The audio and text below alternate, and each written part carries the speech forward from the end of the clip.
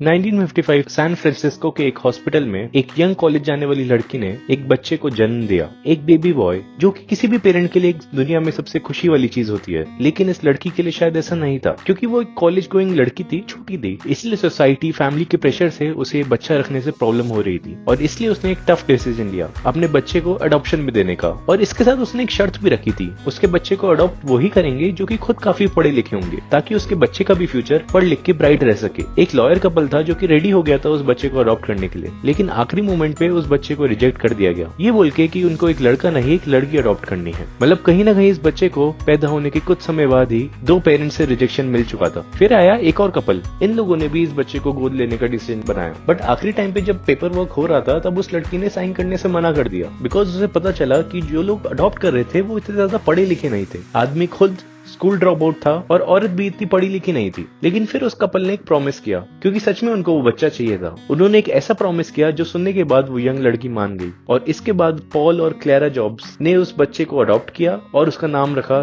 Steve jobs. Now Steve jobs को जिन्होंने adopt किया वो एक सिंपल फैमिली थी। उनके जो फादर थे पॉल जॉब्स, वो गैराज में काम करते थे मशीन्स और कार के साथ, और बचपन से ही स्टीव ने उनके साथ काफी टाइम स्पेंड करा था। और तभी उन्होंने एक बहुत इंपॉर्टेंट चीज सीखी कि हमें बस चीजों को यूज नहीं बल्कि वो काम कैसे करती है ये भी सीखना चाहिए। उनके फादर उनको सिखाते थे जो चीज दिखती नहीं है वो भी परफेक्ट होना बहुत जरूरी होती है, तभी चीजें काम करती है वरना काम नहीं करती है। और यहीं से उनका पहला इंटरेस्ट डेवलप हुआ कार्स में, अलग अलग इलेक्ट्रॉनिक डिवाइसेस में। और वो जहाँ रहते थे उसके आसपास सिलिकॉन वैली का एनवायरनमेंट भी था, जिसकी वजह से कहीं ना कहीं टेक्नोलॉजी और इंजीनियरिंग में उनका थोड़ा इंटरेस्ट बन रहा था। स्कूल टाइम तक स्टीव जॉब्स का इंटरेस्ट उनको और थोड़ा समझ में आने लगा। उन्होंने इलेक्ट्रॉनिक्स और टेक्नोलॉजी में बहुत ज्यादा क्यूरियोसिटी दिखाई, वो अलग अलग चीजें एक्सप्लोर करते। एक बार तो जब उनके पास कोई पार्ट नहीं था तब उन्होंने डायरेक्ट फोन उठाया और बिल को कॉल कर दिया, जो कि बहुत बड़ी कंपनी के मालिक थे, और अपने प्रोजेक्ट के लिए एक इलेक्ट्रॉनिक पार्ट की डिमांड रखी। अब जो बिल जो थे वो बच्चे की आवाज सुन के काफी इंप्रेस हो गए। उन्होंने स्टीव जॉब्स को पार्ट भी दिया और उसके साथ साथ समर में इंटर्नशिप करने का मौका भी दिया। अब इसी फेज में स्टीव जॉब्स की मुलाकात स्टीव वोजनियाक से भी हुई। क्यों? क्योंकि दोनों के इंटरेस्ट सिमिलर थे। इलेक्ट्रॉनिक्स, एक्सपेरिमेंट, कुछ नया करना, ये सारी ही चीजें दोनों को एक्साइटिंग लगती थी, इसलिए उन्होंने मिलकर कई सारे छोटे मोटे प्रोजेक्ट्स बनाए। यहाँ वो स्कूल से ज्यादा कई बार सेल्फ लर्निंग पे फोकस कर रहे थे। ऐसे ही चीजें आगे बढ़ी और ऐसे ही स्कूल निकल गया। अब बात है कॉलेज की, और यहीं पे आया एक वो बड़ा प्रॉमिस जो स्टीव के पेरेंट्स ने उनकी बायोलॉजिकल मदर को किया था। उन्होंने प्रॉमिस किया था कि भले ही सिर्फ वो पढ़े लिखे नहीं है, लेकिन वो अपने बच्चे को एक बहुत ही हाई क्लास बड़े कॉलेज में डालेंगे, अच्छे से पढ़ाएंगे लिखाएंगे। और फिर उन्होंने वो प्रॉमिस फुलफिल किया। स्टीव जॉब ने फिर एक एक्सपेंसिव कॉलेज, रीड कॉलेज करके थी, जो कि काफी बड़ी कॉलेज थी, वहां पे उन्होंने एडमिशन लिया और वहां पे वो इंटरेस्ट लेके पढ़ाई करने लग गए। लेकिन धीरे धीरे पढ़ाई करते हुए उनको एक चीज समझ में आई, उनका इंटरेस्ट इन सारी चीजों में था ही नहीं। ना उनके जो अडॉप्ट करने वाले मदर फादर थे, उन्होंने अपनी पूरी लाइफ की सेविंग लगा दी थी उनको पढ़ाने के लिए। इस प्रेशर में वो पढ़ाई तो कर रहे थे, लेकिन उनके दिमाग में बहुत ज्यादा कंफ्यूजन चल रहा था। कहीं ना कहीं उन्हें लग रहा था कि वो अपने पेरेंट्स के पैसे वेस्ट कर रहे हैं और वो एक ऐसी चीज कर रहे हैं जिनमें उसका इंटरेस्ट ही नहीं है। इसलिए 6 महीने बाद उन्होंने एक बहुत बड़ा डिसीजन लिया,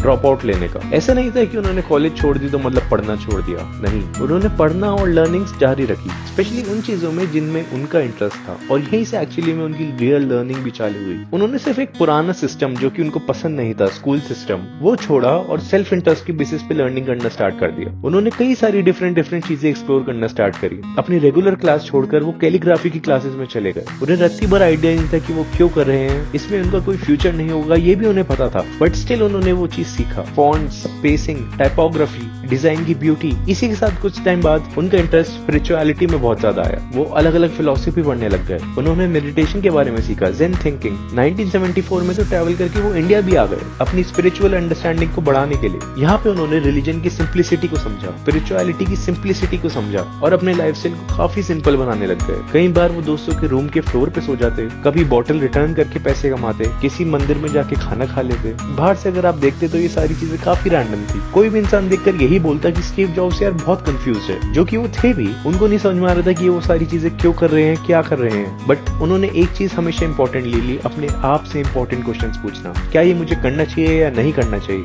और हर बार जब वो अपने आप को क्वेश्चन करते उन्हें थोड़ी और क्लैरिटी मिलती। जब स्टीव जॉब इतनी सारी चीजें कर रहे थे तब सारी चीजें रैंडम लग रही थी। कैलीग्राफी, स्पिरिचुअलिटी, डिजाइन, इलेक्ट्रॉनिक्स, उनके पास कोई रियल प्लान नहीं था। लेकिन कुछ साल बाद जब स्टीव जॉब्स वापस आए, उनकी मुलाकात फिर से स्टीव वोजनियाक से हुई। वोजनियाक एक बहुत ही ब्रिलियंट इंजीनियर थे। उन्होंने खुद एक पर्सनल कंप्यूटर डिजाइन कर दिया और इसी में स्टीव जॉब्स को काफी अपॉर्चुनिटी दिखी। दोनों ने मिलकर अपनी गैराज से काम करना स्टार्ट किया और यहीं से स्टार्ट हुई उनकी कंपनी एप्पल। और धीरे धीरे वो गैराज का एक छोटा सा प्रोजेक्ट एक फास्ट ग्रोइंग कंपनी बन गई और कुछ ही सालों में एप्पल एक $1 बिलियन कंपनी बन गई। लेकिन सबसे पता है इंटरेस्टिंग बात क्या है, जब उन्होंने अपना पहला मैकिंटॉश बनाया तब उन्होंने सिर्फ अपनी टेक्नोलॉजी पे फोकस नहीं करा, उन्होंने उसके अंदर डिजाइन पे भी फोकस किया, ब्यूटी पे फोकस किया, अच्छे फॉन्ट्स, टाइपोग्राफी पे फोकस किया, सिंप्लिसिटी पे फोकस किया। वो सारी चीजें जो कि स्टीव जॉब्स ने अपनी जिंदगी में रैंडमली सीखी थी, अपने हार्ट को फॉलो करते हुए, अपने आप से क्वेश्चंस करते हुए, वो सारी चीजें अब मिल रही थी। जैसे मानो अलग अलग डॉट्स जो कि रैंडम थे वो सब अब कनेक्ट हो रहे हो। और यहीं से उनकी एक फेमस स्पीच का डायलॉग भी आता है, you can not connect the dots looking forward.